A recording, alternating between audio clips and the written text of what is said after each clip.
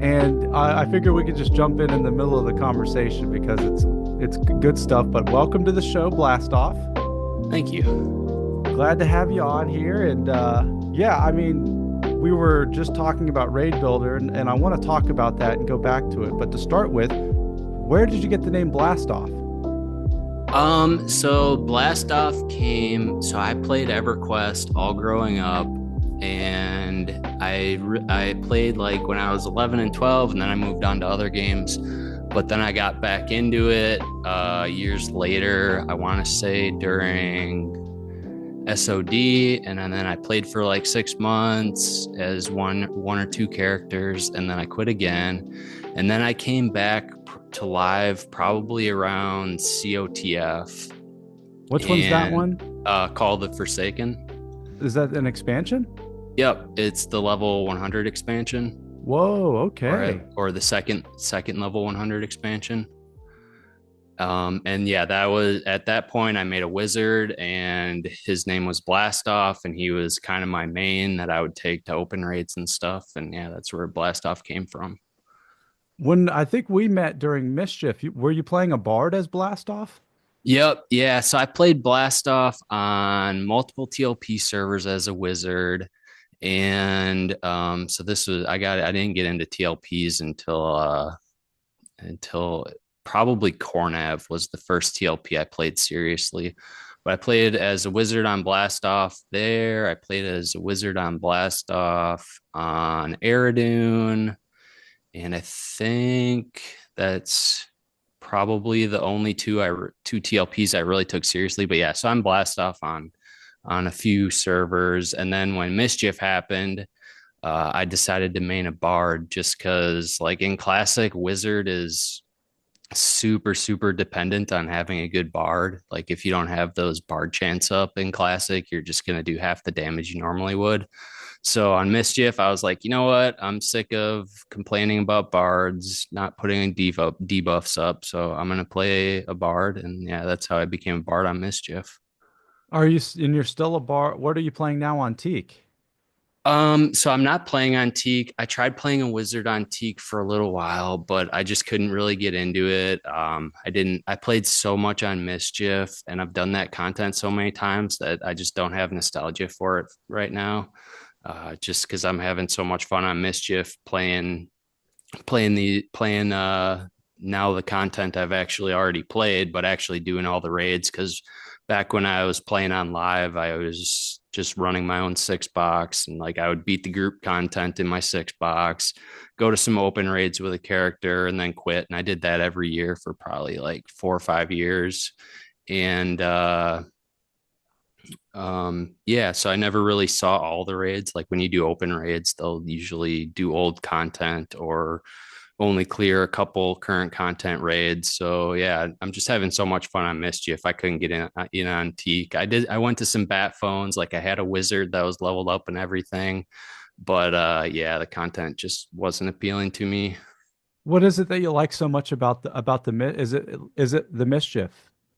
Yep. Yeah. So I'm playing on Mischief right now. Honestly, what do I like about it? I mean, they got rid of True Box, so that was big for me. And so I have a six box crew there now. And what drove me away from six boxing on live a lot really was just running out of content. You know, it's a year-long expansion.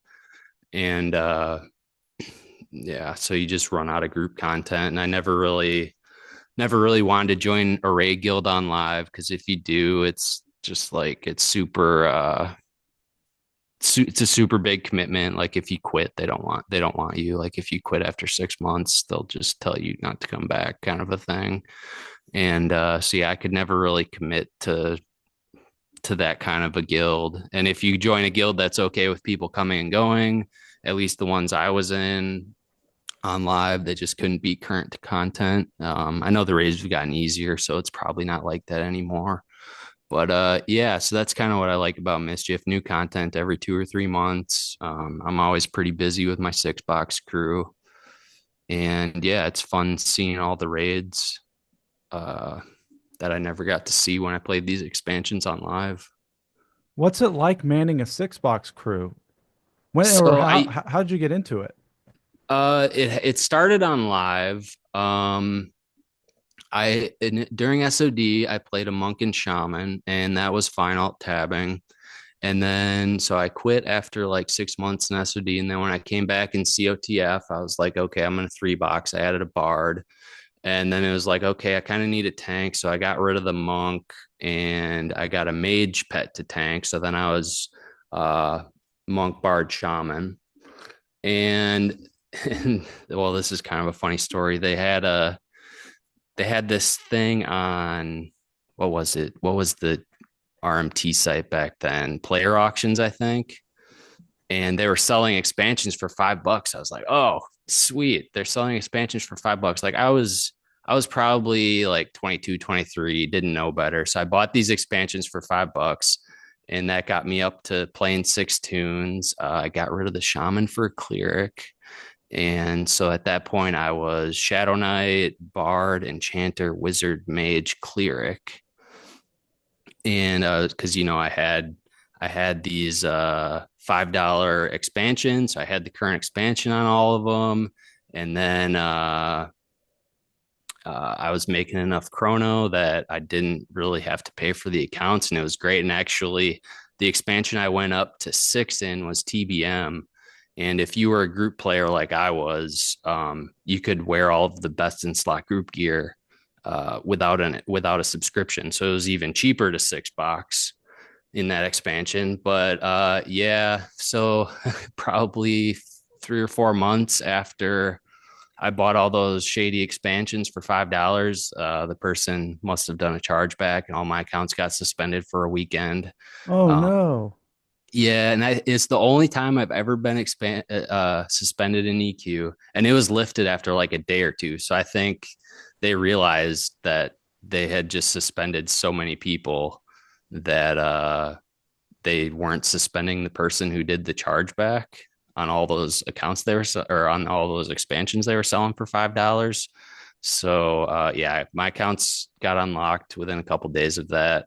But yeah, that's kind of how I got into six boxing. And so like as soon as you get past three, you can't really rely on alt tabbing anymore. So when I went from three to six, I started using IS Boxer. What's IS Boxer?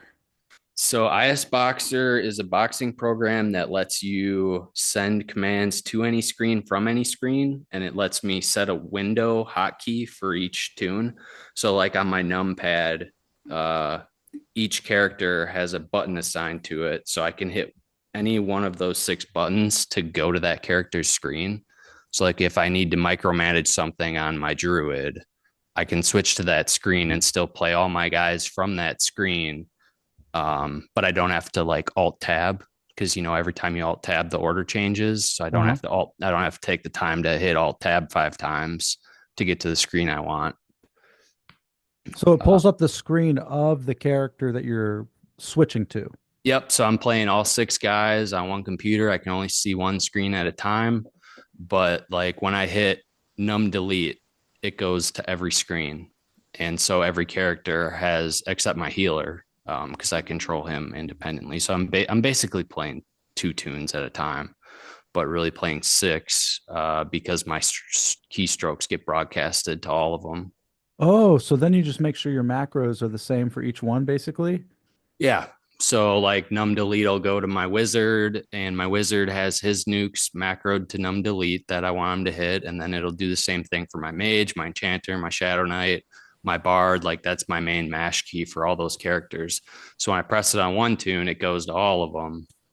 And then like my druid will have two different ones, one when I want him to heal, one when I want him to nuke. So I can control him that way. How about how does he know who to heal?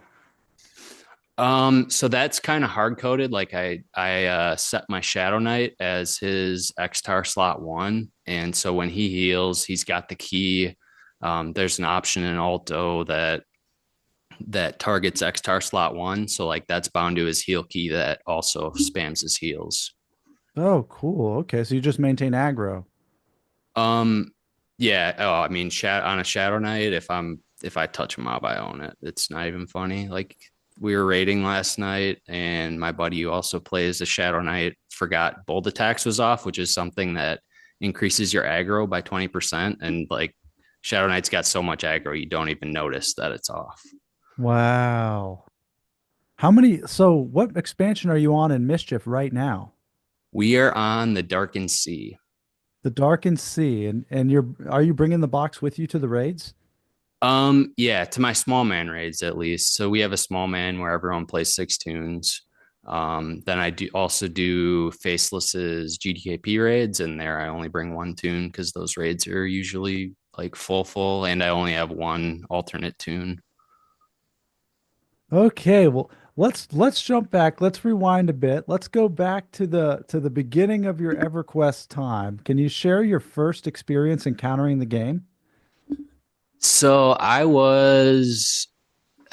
I moved. So I used to live in a city from age, like from when I was born till age 10. So I had a best friend there, and I moved away, and I was probably a couple hours away from him. And he called me up and he said, "Hey, you got to check out this game that he was playing." And so I did.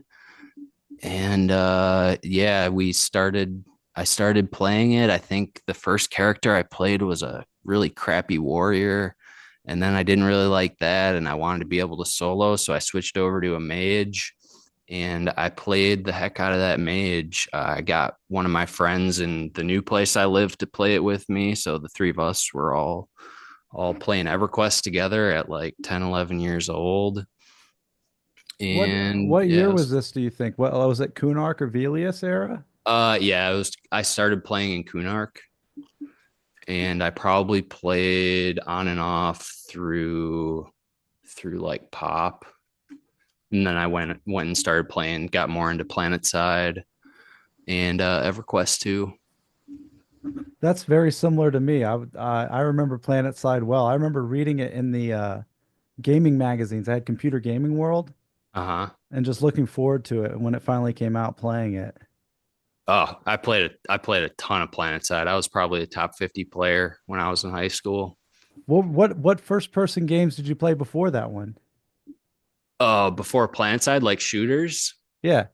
Uh, None on PC, mostly just like Halo with my friends. So I don't think, yeah, I probably played some Call of Duty in high school too.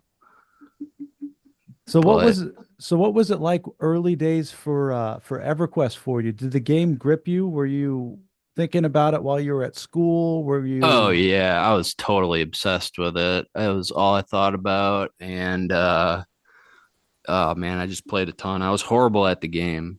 I was the level 35 with 35 days of playing time, if you can believe that. That's a great stat. Yeah. So I spent most of my time in Greater Fadark buying and selling stuff. Uh-huh. So like I was the best geared level 35 main on the server, but yeah, that like really slow way to make money and terrible way to play. I did a lot of soloing, did a lot of dying, soloing. Yeah, I was really bad, but made I had nice gear for a level 35, so that was cool. Did you ever join a guild or anything? Yeah, I was in a guild on Zegany called Primus Nocti. I think they're still around. At least Oh, some of the cool. players are. And Um, you and s- yeah, there weren't any raids for level 35, obviously. so you and that's when you never got further than 35? No, when I was young, no. What made you stop playing? Uh, just going to play Planetside. I was so into Planetside, that was pretty much all I did. My friend kept playing, so I did get to play a high level warrior on some raids. He had a warrior, and I did some like Bastion of Thunder raids with his guild, playing his character for him. But yeah, I didn't play much EverQuest after those first couple years. Like once I got a computer that could play PlanetSide and PlanetSide came out, I was all about PlanetSide. And I think I went to EverQuest 2 at about the same time I played PlanetSide. What So was yeah, I didn't get into EQ again really until my early 20s. and so you did Planet Side and then EverQuest 2. Hmm. Did you ever try Warcraft or did you stay at EQ2? I never really played World of Warcraft at all until later, till probably like 5 or 10 years ago during Legion. I got into World of Warcraft pretty hard, but like in college, I tried getting into it, but I ended up just cheating and using the MMO glider that was really popular back then. What is that? Uh, it was just this grinding program that would play your character for you back in the day when it first came out. It was really hot, and I mean now they've cracked down on that kind of thing a lot, and you can't really get away with automated gameplay like that unless you have your own like custom software that you've written. And even then they crack down on it, and they have to, like, if you watch the gold farming videos that come out now, these botters will have their own software, and they'll have like multiple versions of the software ready to go, and if the accounts get tagged on one version of the software, they just spin up a bunch of new tunes on a different version of the software. But yeah, back when MMO Glider first came out, like anyone could anyone could use it to grind for them in WoW. So I used that and got to max level because I got bored with playing at the low level. And then by the time I got to max level, I don't know, I wasn't into it at all. So I didn't really play the game. How did you get hip to the MMO glider? How did you find out about it? I had friends who used it. I had friends who were into WoW and they used it to level up, and they kept playing WoW and they were trying to get me into it, but I just couldn't get into it. I back in the day, I was like, this game's too easy compared to EverQuest, which is kind of a funny trope. It is Uh, odd. The thing that makes I think EverQuest so difficult is just the amount of collaboration you need with people yeah, yeah, for sure. Getting 70 people to do the same thing. and the One, time investment too. yeah, that was the big thing back in the day. Like, oh, it's so easy to level up. EverQuest is harder because it's more time consuming, which is kind of a funny way to look at it. But if all you've done in WoW is grind and you haven't seen raid mechanics and you haven't really raided in EQ, I can see kind of where it would come from. What did the MMO glider actually like? Could you watch yourself being played? Yeah. Yeah, you could watch it play your tune for you. It would do rotations and all that stuff. It was it was pretty cool.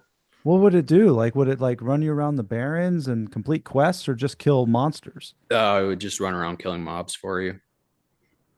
Would you have to like manually relocate your tune if it got too high for the area that it was killing in? Yep.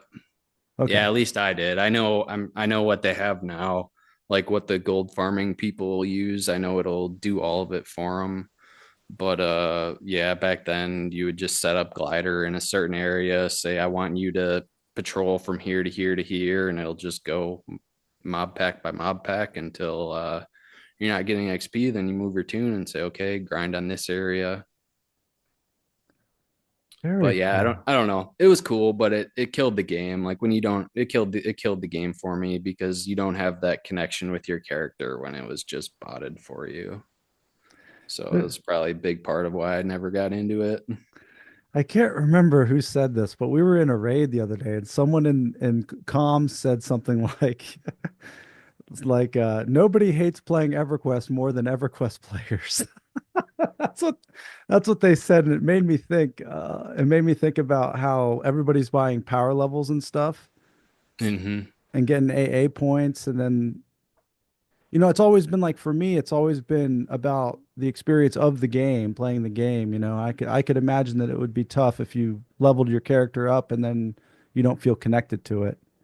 Yeah, yeah. I mean, it's different. It's different for me in EverQuest. Like I bought power levels on Teak, and like I would go try to grind, and sitting there waiting for mobs to come in and then sitting there and medding on a wizard is just so boring. Hmm. So yeah, I bought power levels on Teak, and I didn't have that problem like in WoW because I have done the grind so many times that like I know what it is, and I don't really care about it anymore. I just want to get into raids.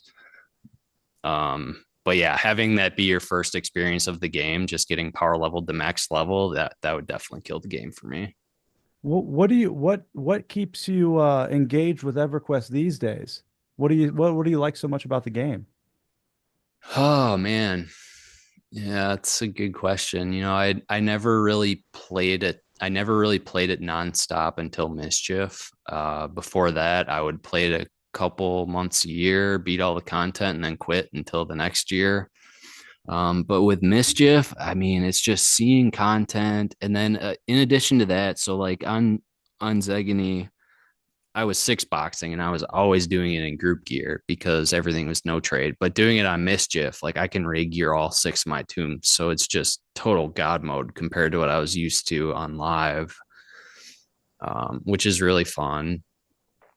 And like I kind of know what's coming up. Like I know what achievements I need to make my characters as strong as possible. Like there's some really broken items in a few expansions, but the achievements they require are just absurd. Like one of them, you need every explorer in the game. The other one, you need like five expansions worth of collectibles, which is, do you know what collectibles are? I remember them from EverQuest 2, but not EverQuest 1. So they're just like little shiny things on the ground you pick up and then you right click them and you've collected it. Is that for EverQuest 1 also? Yep. They add those to the game? Yeah, I think they started in ROF, so the first level 100 expansion.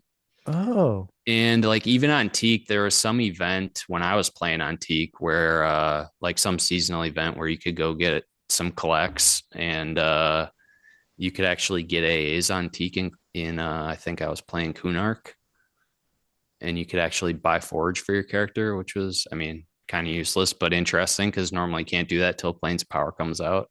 right, with AAs, right? Yeah. So you're playing on Mischief, you're getting to fit out your crew with all the no drop gear. So it's like now you got six different guys you're working on, and you're Yep. doing current content as it's released in a quick pace. Yep.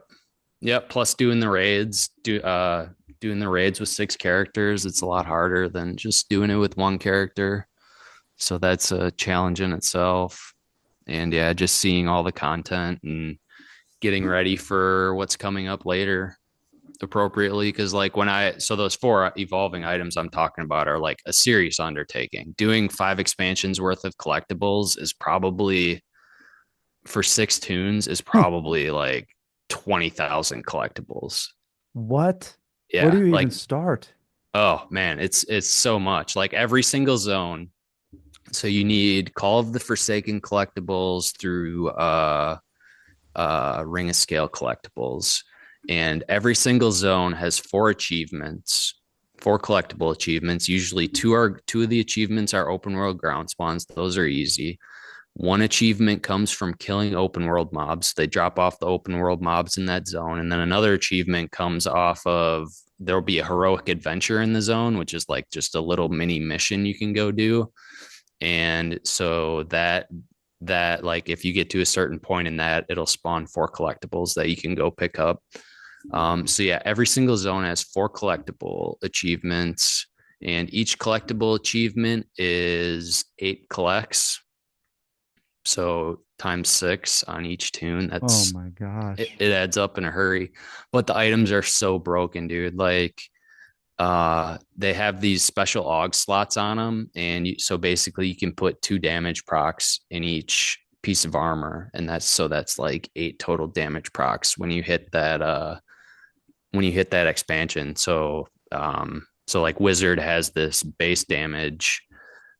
They have a passive flat base damage that adds to everything. So you can take a crappy little 10 damage proc and add thousands of base damage to it with their passive AAs. And so like these four items are BIS even like 6 years later. They're still best in slot on live because you can't get those procs from anywhere else. Wait, when does this start? Is it you did this on Mischief now already? So I'm doing the achievements for it on Mischief now, but the items don't come out until the Burning Lands, which Okay. is the second level 110 expansion, I believe. And you guys are at what level now? We're at 105 right now. So, and I think there are three 105 expansions, and we're in the first one, and then there's a 110 one, and then there's the Burning Lands. What expansion do you think it was when you felt like the game really changed? Like where it went from where like I feel like that there's the live version of the game, then there's the classic, and then there's somewhere in the middle something seemed to have happened.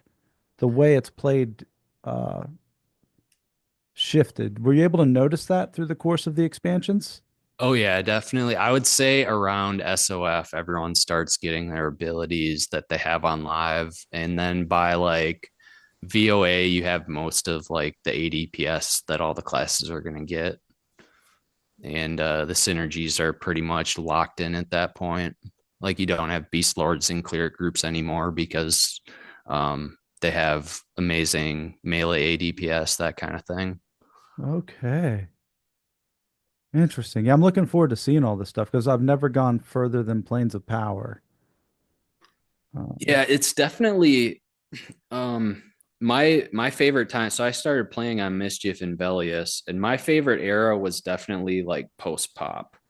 Um, just because the progression gets a lot better. Like you aren't having the expansion races that are multi-day long anymore. After pop, they're all like 8 hours ish. So that's a lot more fun. At least for me, it was. I'm not into the all nighters.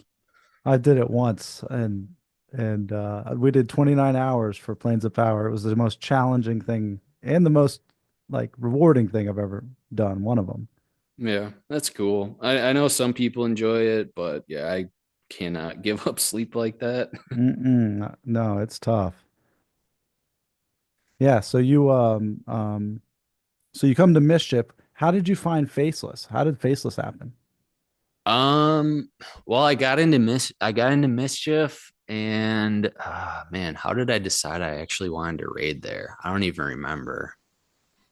Yeah, I guess I don't even know what drove me to, because I started playing mischief like right away when it launched, and I just kind of kept my character leveled up. I don't remember what drove me to actually want to start raiding in Velius. But yeah, I did, and I wanted to join like a good guild. I didn't want to be messing around with like wipes and bad organization, bad players, that kind of thing. So yeah, Faceless tripped my trigger, and I started playing like when they were just starting to form up, and obviously I knew the name Faceless. I'd followed them on other servers, like on Cello. I played on Cello, so I knew they were there. I followed the race between them and Amtrak on Cello. And yeah, who's this little guy? Oh, this is Eli. Hi, Eli. Hold on, let me turn it on so you can hear. You can hear you. You want to say hey to Blastoff? Yeah. You have to say it into the microphone. Hey, Blastoff. Come over Hey, here. Eli, how are you doing today? I'm doing. Doing well. I can barely hear you, dude. You have to talk into this. Eli, come here. Come here. Blastoff. Blastoff doing. I'm doing. We're doing a podcast, buddy. Blastoff, I'm doing. Do you want to say goodnight? Yeah. Good night, buddy. Sorry about that. Bye, Eli. Oh no, it's okay. I've got nieces and nephews. I know they kind of do their own thing. Yeah, he's got a mind of his own. So okay, so we were talking about Faceless and you were in Velius and you started raiding and you'd seen them on Silos. Yeah, I saw them on Cello. I saw them actually my first interaction with Faceless was on Agnar, and I hated them because I thought they were a bunch of dirty cheaters. But but I mean that's I don't know. That's something that comes with every. I think all of like I wasn't even a raider at that point. I was just a group player on that TLP server. And I think everyone who hasn't been in those guilds and spent time in those guilds hates those guilds. Right. So I don't really feel bad about it. But yeah. So yeah, I wanted to raid on Mischief, and I was like, who can I join? Faceless had just broken off from who was it at the time? Faceless X in Virtue. They split and became Treasures and the Faceless. And I joined the Faceless right about after the split. Wanted to see what it was all about. And yeah, I never really looked back. I loved every minute raiding with Faceless. And yeah, very efficient. I love that they keep the raids short. I love that they don't waste your time. They're not gonna make you go bust your balls on for some shitty loot. And yeah, yeah, no, this is probably my home as long as there's a faceless guild on whatever server I'm playing on. Have you ever been called to take a leadership position in any of the guilds that you've played? Um, I haven't faceless. They've asked me to be a DKP officer a couple times. But yeah, I'd rather put that time into working on Raidbuilder than like sending out loot parcels and all that. Plus, I haven't had the kind of attendance that would be required of an officer in a very long time. So, and I wouldn't want that pressure anyway. Is like the biggest thing that drew me to Faceless was the no RA requirements, and if I want to not play, then I can. And if I want to come back, which is super easy on free trade, then I can do that. But yeah, once you're an officer, it's a huge commitment. You've got a lot of pressure on you to have high RA. You don't want to take a break or quit because everyone's going to assume there's drama. And yeah, I didn't even really want to be part of the guild drama. Like the officers have their own drama channel, and I feel better off not even seeing it. Yeah. Yeah, I get that. Actually, I'm kind of glad you mentioned that because I want to talk about Raid Builder now because I've been using it for since I joined Teak. When we were on Mischief, it wasn't. I don't think it was there on Mischief, was it? No. So I started. Well, okay, let me go back a little bit. So I took a class probably 2 or 3 years ago in Flutter, which is what Raid Builder is made using. And our group project for that was my idea, and it was a raid bot. Because I had played in a guild on Eridoon and they had this raid bot. I thought it was super cool, but it was private. And so I thought it would be a cool thing to do on a website. So we made the raid bot, and then so yeah, I think I made the raid bot public right before Cello launched. So after the class had ended, I took the project over and kept working on it. And so there was a working site with a database. It could handle attendance. You could sign up for it. You could be part of multiple guilds, raid bots. So I Oh, had wait, all that. hold on 1 second. Just for clarification, what is a raid bot? So like the thing you check into when you sign up for raids, and then it builds the raid groups for you, like right before the raid starts. On Discord, when you go to the Discord channel and you type in exclamation point join raid Yep. Smouse, Yep. That's a raid bot. how does that work? What you built it? You didn't build it in Discord. You built it on a web page. Nope. Yeah, I built it on the website instead. So the website has a UI where you come, where you like, you have your character registered with the guild, and then you can make boxes and alt mains and all this stuff. And then you check in there instead of checking in with a Discord raid bot. So like, can you see my screen? Yeah. So like this is the current raid bot check-in page. Let's see. Faceless GDKP probably has some people checked in. So you would check in here. Um, Actually, yeah, they have an Arcs raid. So yeah, I'll check in as my wizard. And then you can come. So I just checked into the raid bot, and you can come to view checked in, and I can see everybody who's checked in, the order they checked in, and then so what the raid leaders will do here, I'll make a test raid real Oh, quick. great. You're going to show me how this works? Yep. Oh, nice. I've been wondering about this forever, dude. So now so like say these are just a bunch of fake raiders in a test raid. Mhm. But imagine all these people were checked into the raid. So now the leadership comes to raid groups. They have a little lock button so members can't get here while they're fiddling with groups. But yeah, I can build the raid, and I'm not checked in because I just made a new raid. But yeah, and so the raid bot spits out your group comp for you. And it might be a little screwed up in this guild, I think. So like here's the bot setup. And yeah, where's my warriors at? Yeah, I deleted the warrior class because I was making the bot generic. Actually, there's the warrior class. Does it randomize all the classes, or is it looking for something specific for each group? Yeah, so this is a priority order. Warrior should have been added here. There's something going on. This is what I've been working on in the last few days. Integrating it with Raid Builder? So the last few days, so I redid the bot like probably 2 months ago at this point. But what I did, so yeah, now the warrior class is here, but the priorities are messed up because when you delete the class. But yeah, what I did like a few days ago is I made the bot generic so you can add and create classes freely here. So Uh-huh. basically now you can use the raid bot for any game if you want to. Oh, cool. But yeah, how it works is like you've got your three group types right here, and say this is group slot 1, 2, 3, 4, 5, 6.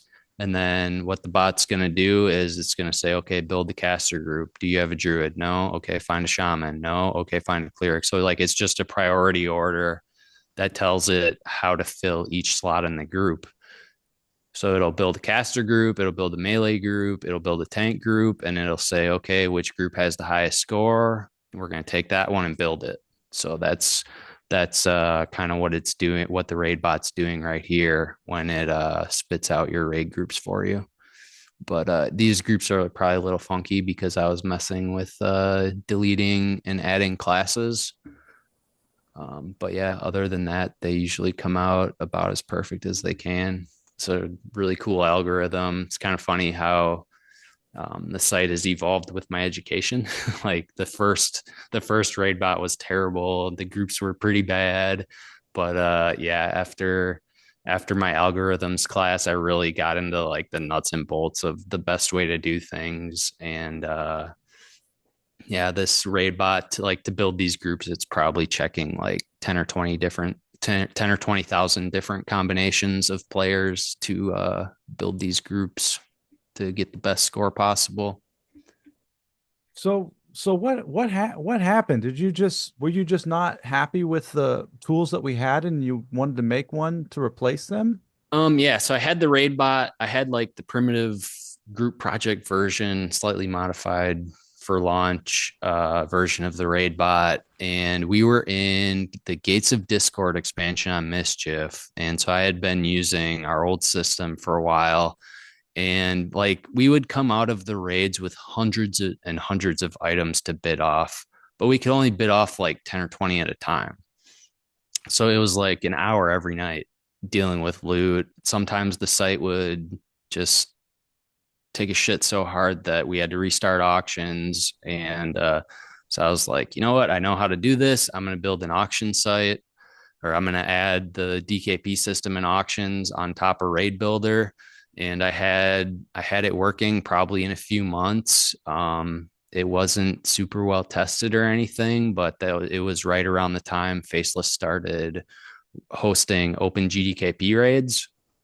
So we started using it for that, and I used it, and I eventually ended up leading the GDKP raids for about a year, and just improving Ray Builder the entire time until finally it got good enough that it convinced Faceless Mischief to swap their DKP system to using Raid Builder, and then Teak happened, and now there's a bunch of guilds using it. That is just so cool. So you're getting the loots for like almost a year leading these raids and you're running them through your program and your website that you created and getting the bugs out of it. Yep. Oh man, those faceless GDKP raids from Omens. I think I ran them like Omens through, or no, TSS. Yeah, it was omens through, oh man. I don't even remember the last expansion I ran those raids in, but definitely omens through TSS.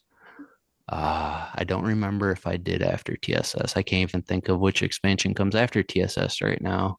But How was the stress of people wanting their loot and auctioning while also trying to get your site working appropriately? oh dude, through the roof. Like those GDKP raids, I was not only raid leading, I was also the DKP officer. Like I was running these things totally by myself.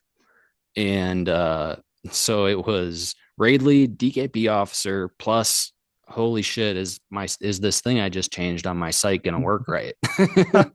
Oh man. Then I had to get the loot out, get the plat parcels out. But yeah, it was amazing for the site. Like there are so many bugs that you just would not find without a bunch of people using the site. And those GDKP raids, like we were doing splits, we would have easily 100 people checking in for these raids. So it was a lot of loot to bid off. It was a lot of plat changing hands. It was perfect for the site.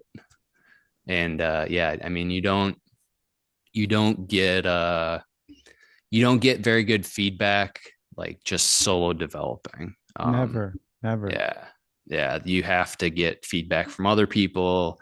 Plus, using the site as a raid leader, as a DKP officer, was really good for me because it was like, oh, this could be easier. I could cut steps out here. But yeah, that year of faceless GDKP raids is really what turned Raid Builder into what it is.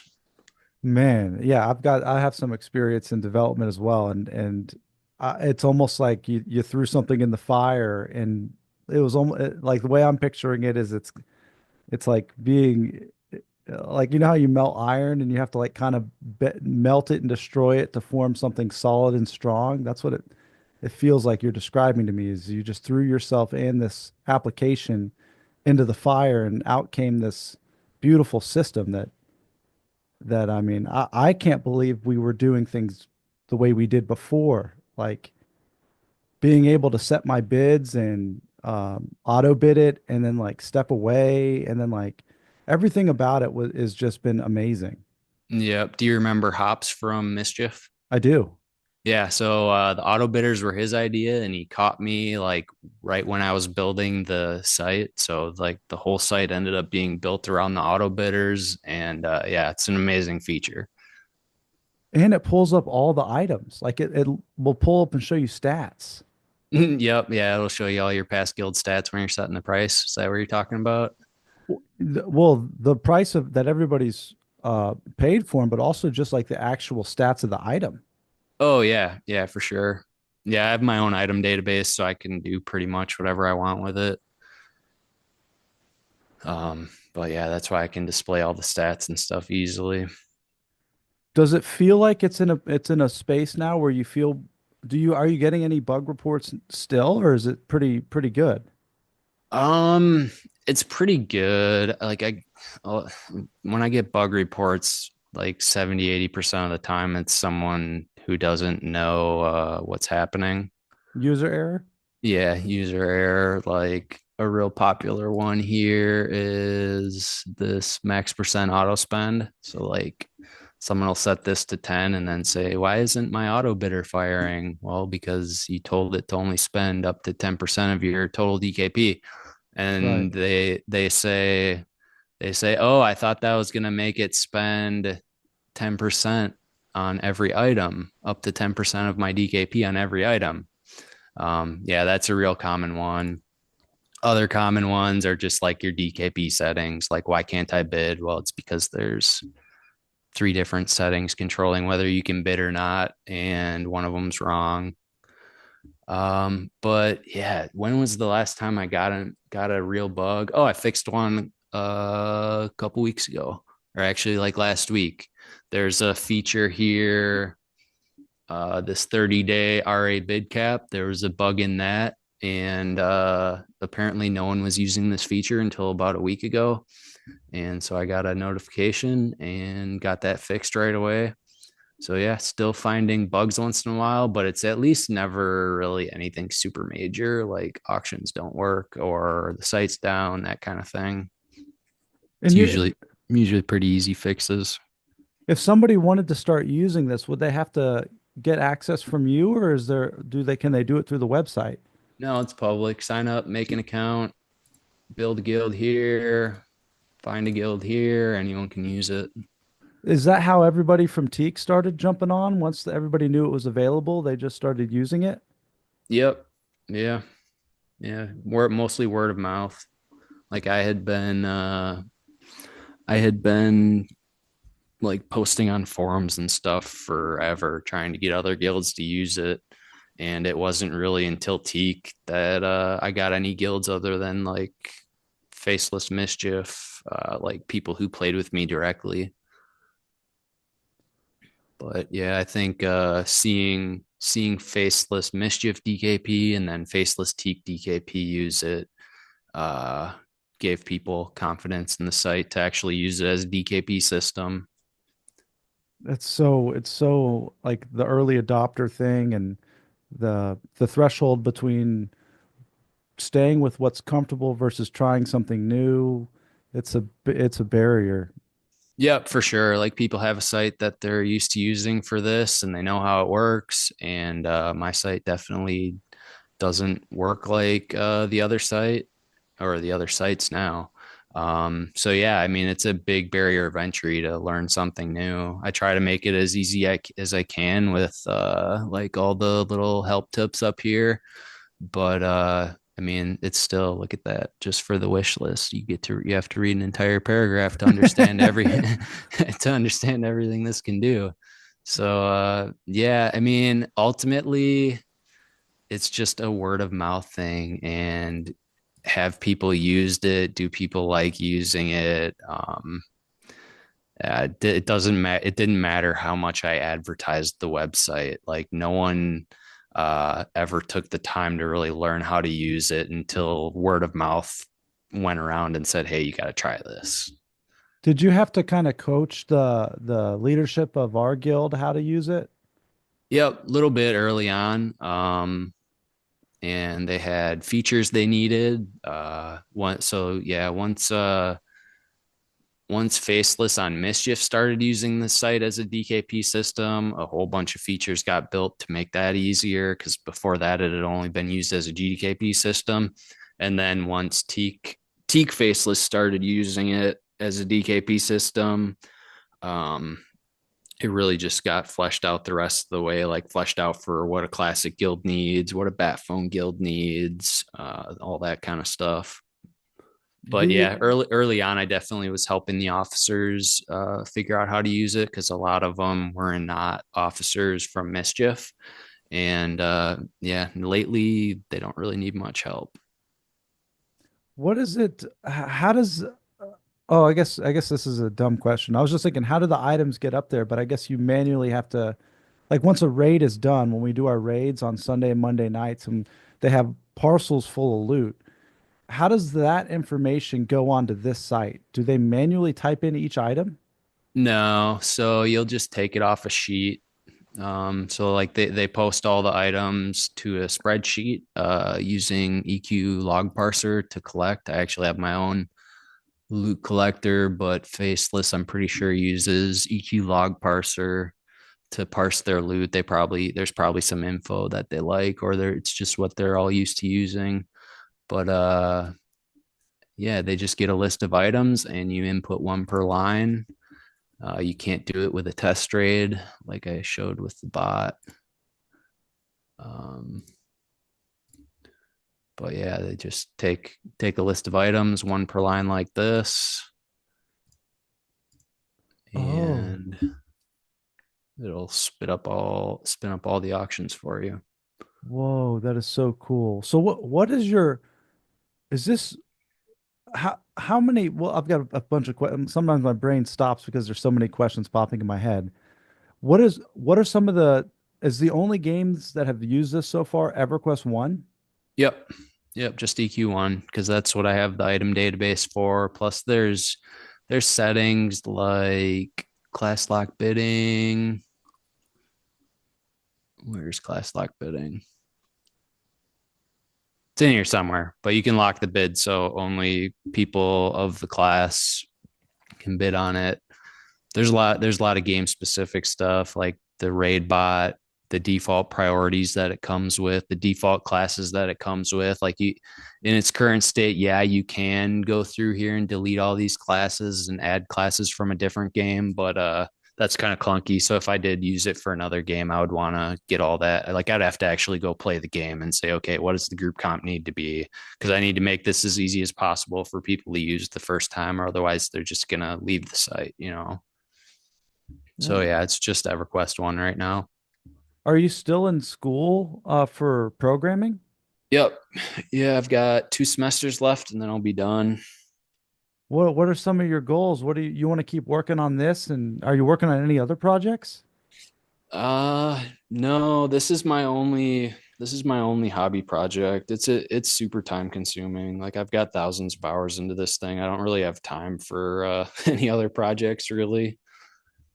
And so yeah, I do school and I have Raid Builder for a hobby. I have playing my 6 box crew on Mischief for a hobby, but yeah, it's fun. It's like a game within the game. I enjoy this about as much, if not more, sometimes than playing EverQuest. That's how I feel about this show, is I enjoy these conversations and listening back to them just as much as playing. Hmm. That's very cool, man, that you found this that you created this thing for us to use that makes all of our lives so much easier. Yeah, yeah, and I have a lot of fun with it. It'll be a great resume, great thing on my resume. Say, hey, look, I have this thing built. People love it. People use it. It works. For real. That's going to be Yeah, huge. yeah. So what are you thinking about are you going to ride out Mischief? You're going to stay engaged until we get to live? Oh yeah, I'm definitely gonna be on Mischief till live. I have I've just played Mischief so much that I just don't have nostalgia for the old content anymore. Maybe once we hit live and we get into the slow boring phase of one expansion a year, maybe I'll be like, oh, you know what, classic sounds kind of cool. Having new content every couple months. But yeah, right now I'm definitely on Mischief till it hits live at least. Are you playing any other games or just EverQuest? Nope, just EverQuest. I tried getting into Path of Exile. If I played a game other than EverQuest, it's usually Rocket League on my PS4. Yeah. I used to play a lot of different MMOs and stuff, but yeah, I played a lot of tennis growing up, and between that and the ski accident, my left wrist is a little bad. Uh-huh. And those other games like WoW, those type of games that are super like a ton of WASD to dodge and stuff, just kills my wrist. Yeah. So yeah, I pretty much just play EverQuest and yeah, sometimes Rocket League. What happened on the ski accident? I was being dumb. I was going. There was like a little hill on this ski run, and you could, if you went fast enough, if you bombed the hill, you could get a good probably like 20 yards of in the air time. And I was doing that a lot, and I started get As we do. yeah, I was doing that a lot and I started getting cocky. I was like, ooh, I'm going to try doing a move where I kick my skis up. Well, I had never done that before and I kicked my skis up and they didn't get underneath me fast enough. And yeah, I tried catching myself with my left wrist and my left wrist has kind of never been the same after that Oh wipeout. no. Yeah.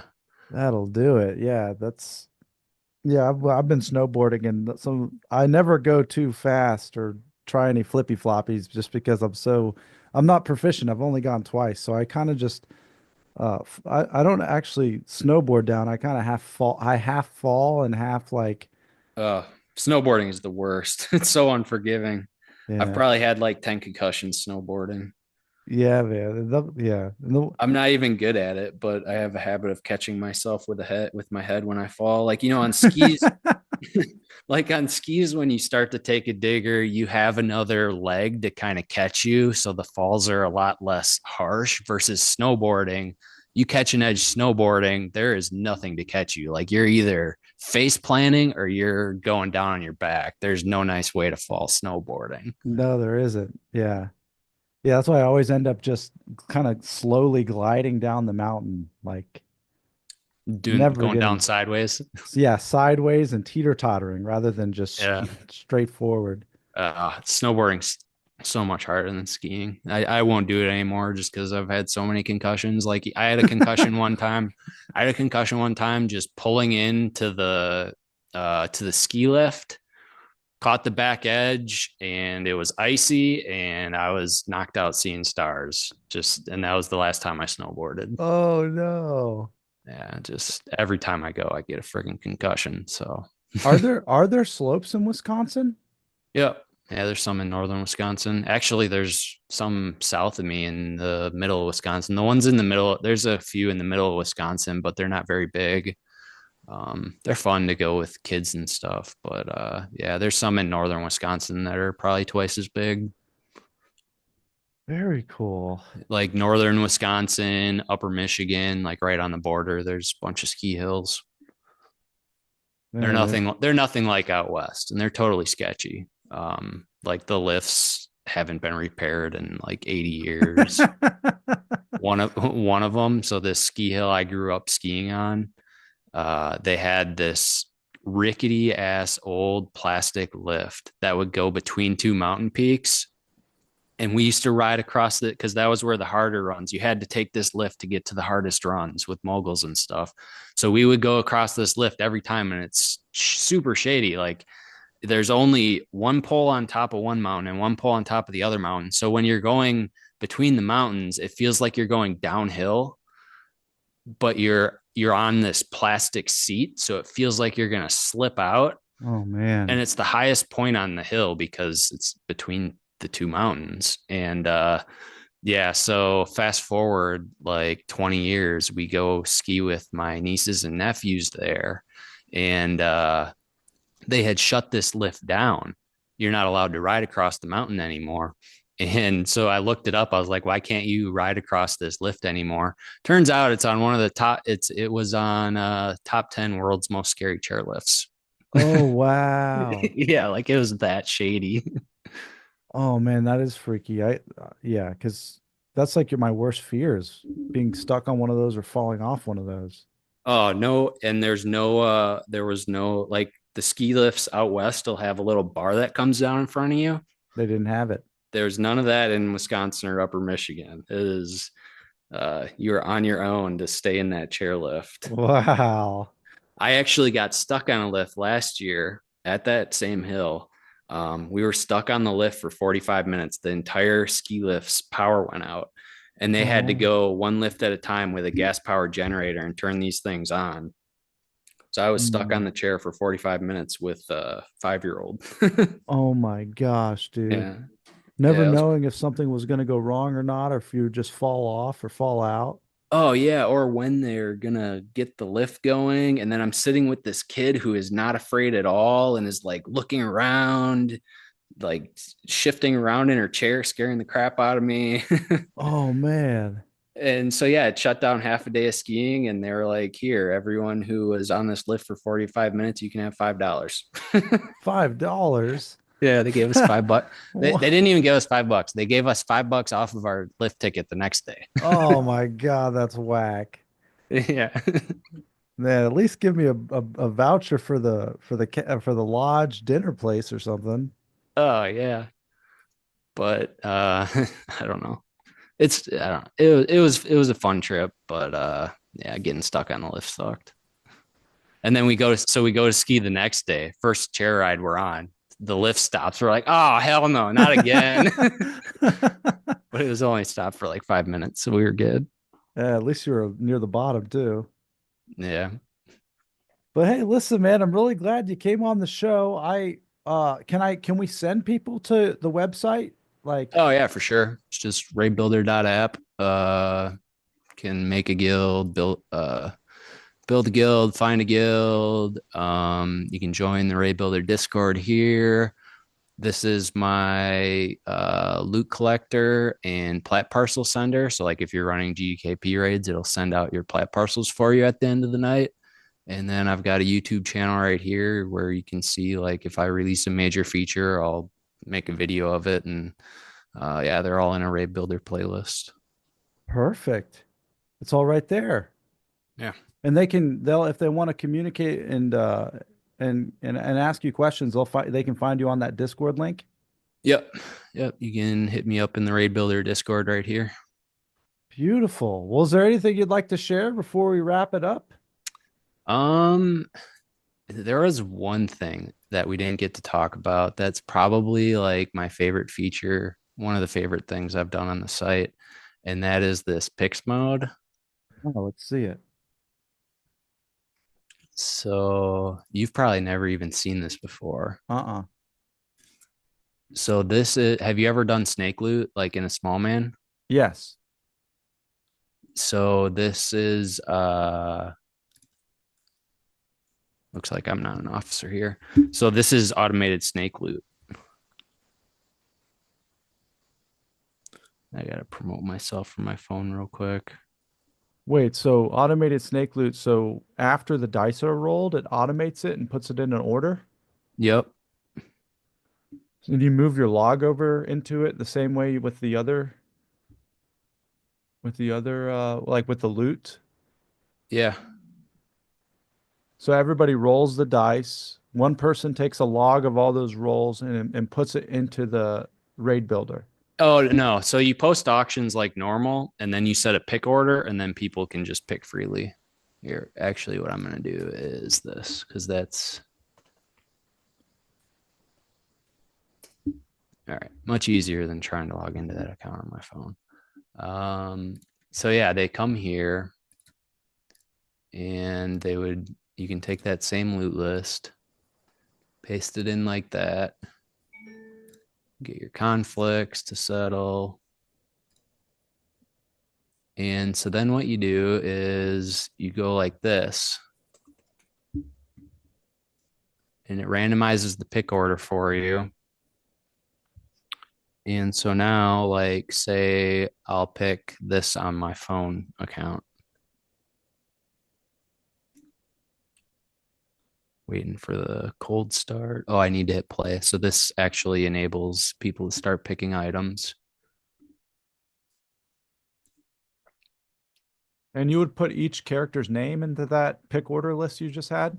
Yep. Yeah. So like in our small man, we'll have 7 or 8 people here. But so yeah, so now that phone picked his item, now because it's snake loot mode, you can see computer's turn and it's a down pick. So he's got his down pick, and then bottom gets to pick twice, and then top gets to pick twice. And you just sit there picking items back, like all your characters.